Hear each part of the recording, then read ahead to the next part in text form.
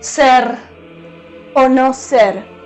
Si te digo Shakespeare, ¿se te viene esto a la cabeza? Toma tu lugar en el ciclo de la vida. ¿Cómo puedo regresar? No soy el mismo de antes.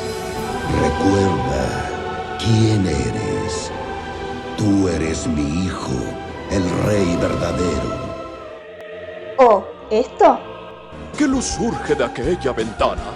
Romeo, oh Romeo, ¿dónde estás que no te veo? ¿O por ahí también la imagen de Hamlet con la calavera? El día de hoy vamos a hablar de alguien que cambió totalmente el paradigma del teatro. No estoy hablando de Ricardo Ford.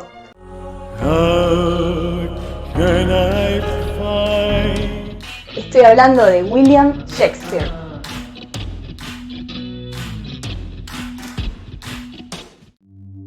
Y de paso intentar responder algunas preguntas. ¿Quién era? ¿Existió? ¿Es mito? ¿Es realidad? Y la más importante, ¿por qué seguimos hablando de él?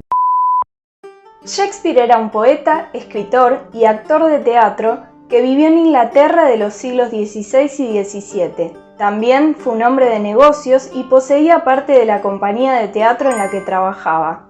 Nació en abril de 1564, aunque no se conoce la fecha exacta de su nacimiento porque en la antigüedad lo único que existía era el acta de bautismo. Existen muy pocos hechos documentados de la vida de Shakespeare y, curiosidad, falleció en el mismo lugar donde nació también el 23 de abril pero de 1616. Y, curiosidad, el 28 de noviembre de 1582 se casó con Anne Hathaway. Con otra Anne Hathaway, con esta.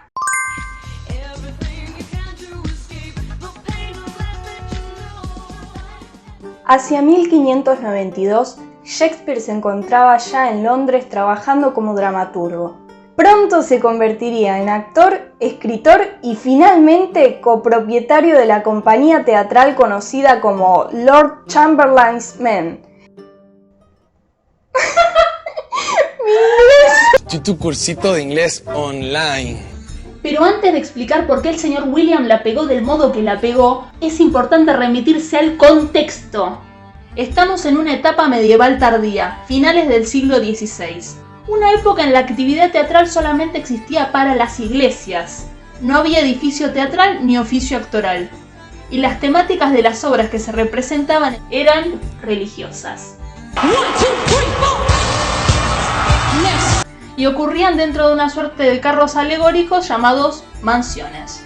Cuando Shakespeare se inició en la actividad teatral, ésta se encontraba sufriendo los cambios propios de una época de transición.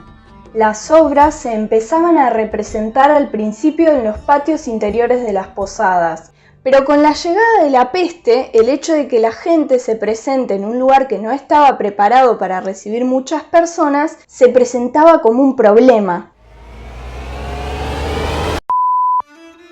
Los nobles más destacados patrocinaban grupos de actores que llevaban sus nombres. Contar con el respaldo de un mecenas era fundamental para asegurar el éxito de la obra en el futuro.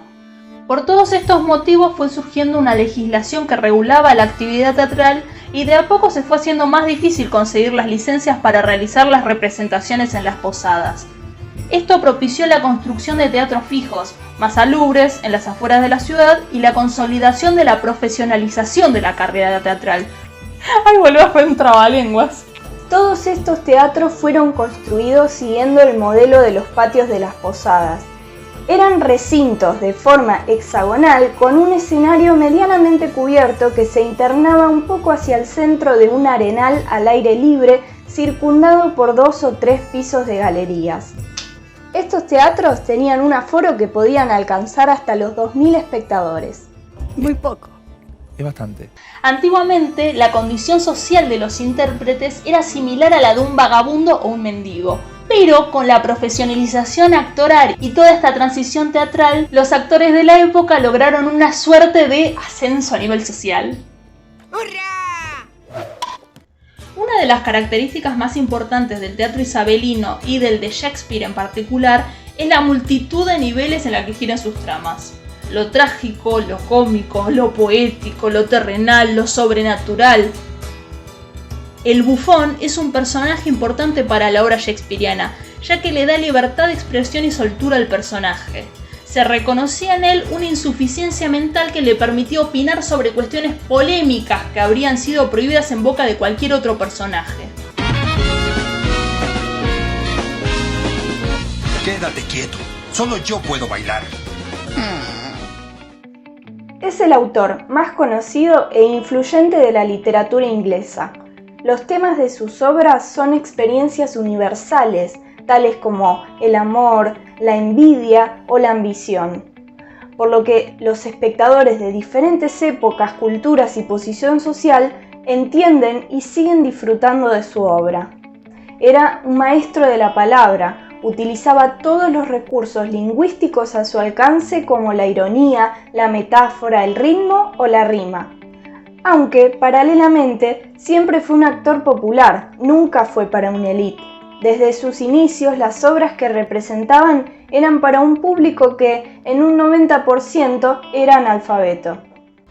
Ser o no ser. ¡Aniquilado!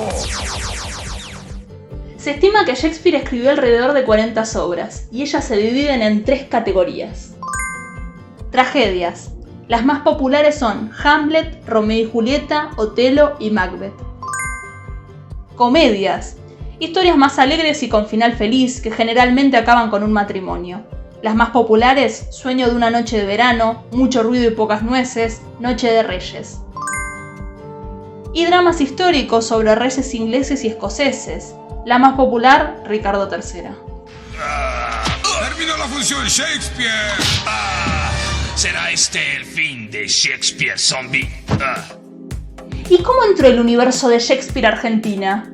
En Argentina desde siempre se lo ha representado y se lo ha estudiado. Por ejemplo, tenemos el Festival de Shakespeare en Buenos Aires, que intenta abrir esos puentes entre los investigadores extranjeros y los argentinos, para que se le pierda un poco el miedo, que no se le tenga como algo de élite o que nadie va a entender nada, sino todo lo contrario, alguien muy cercano al público. Shakespeare apareció en escena para cambiarla por completo. Planteó ejes narrativos jamás vistos, creó una nueva forma de contar historias, de generar tensión en los espectadores, de hacer reír, de hacer llorar, de hacer pensar. Creó algo tan único que si lo lees y después te vas a ver una ficción actual, seguramente encontrás más de una similitud en la forma de contar las cosas. Así que, mirá si no es importante que 400 años después seguimos hablando de él.